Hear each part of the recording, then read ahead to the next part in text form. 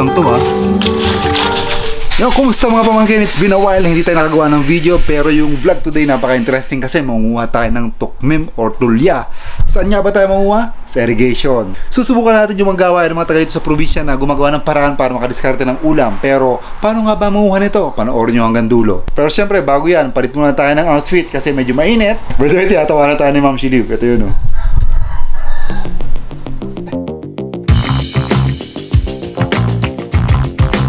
Naghanda na rin kami ng mga gagamitin. Cover ng sirang electric fan, timba at pala, syempre pansalok.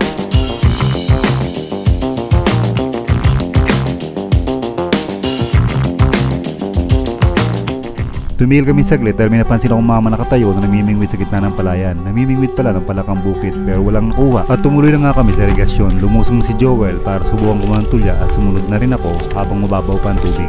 Sa unang pagsalok pa lang ni Joel ng pala, ang dami na agad nakuhang tulya.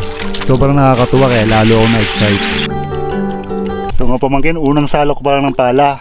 Ang dami na agad nakuha ni Joel oh. Sa bawat pagsalok ni Joel ng pala, maraming tulya na nakukuha. Mas malalim na putik, mas marami sa ilalim ng lumot. Hindi ganun kadali manguha ng tulya pero pag nakatsyempo ka ng mga pinag-itlugan nila, sobrang dami mong makukuha. At tinuloy-tuloy pa namin ng pagsalok ng pala. Nagulat na lang kami na ganun pala karami makukuha namin. Wow, ang dami oh.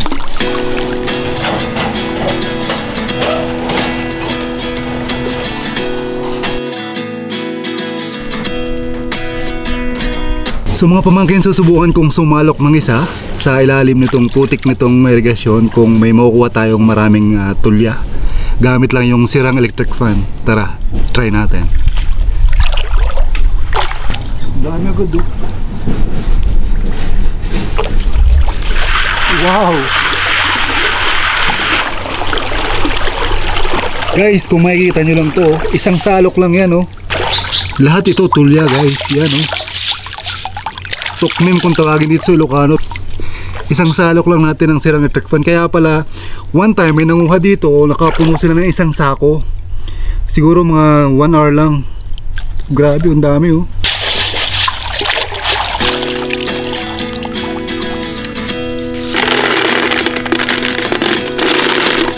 Susubukan ulit natin sumalok lang isa pa kung ganun ulit karami. Same spot. Tingnan natin kung hindi na uubos sa area.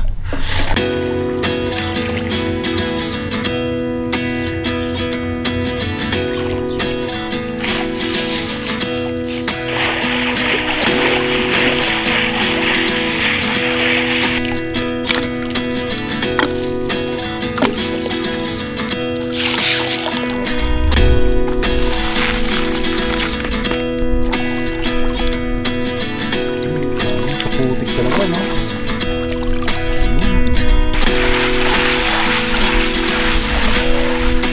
Mga pamangkin, 4 na beses siyang nagpala. Eto guys, so tingin nyo, puro tulya ang laman no? Walang halong bato.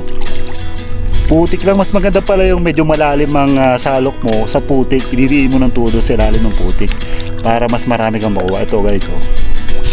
So, mas malalaki dito sa area nito, sa may putik area. So may medyo batuhan, medyo maliliit yung tulya. Anyway, tara, sasalok din ako. At dahil nga nag-i-enjoy kami, itinuloy-tuloy lang namin ang pangunguha. Medyo mainit ang araw pero hindi mo ramdam dahil sa sariwang hangin. Hanggang sa mapansin na lang namin na umaapaw na pala ang timba na dala ni Joel. At siguro pwede na kaming umuwi after 45 minutes ng pangunguha ng tulya. Umaapaw na yung kanyang timba within just 40 minutes. Yung sa akin, kalahating timba pa lang kasi wala naman, hindi tayo masyadong sanay. Tsaka yung dala natin, pan lang. Maganda yung kay Joel na bilao na gano'n no. Hindi namin ramdam ang pagod dahil napuno agad namin ng 2 timba. Ganun lang kadali. Maraming ulam. Gamit lang ang cover ng sirang electric fan, pala at saka ang bilao na DIY lang na ginawa. May mas magandang paraan pala ng pagluluto ng tulya, hindi lang yung sinabawan. Marami palang pwede maging ulam na haluan ng laman ng tulya. Pero bago natin lutuin, hugasan muna natin ng 3 beses o 4 na beses tapos ibabad natin ng isang gabi. Kinabukasan, hinugasan ko muna ulit bago ibinabad ko ulit ng kalahating araw para sigurado lumabas yung kanilang kinain o yung dumi o yung putik nila. At pagkatapos kong hugasan for the last time at pinili ko na rin yung mga shell na empty, oras na para magpakulo ng tubig.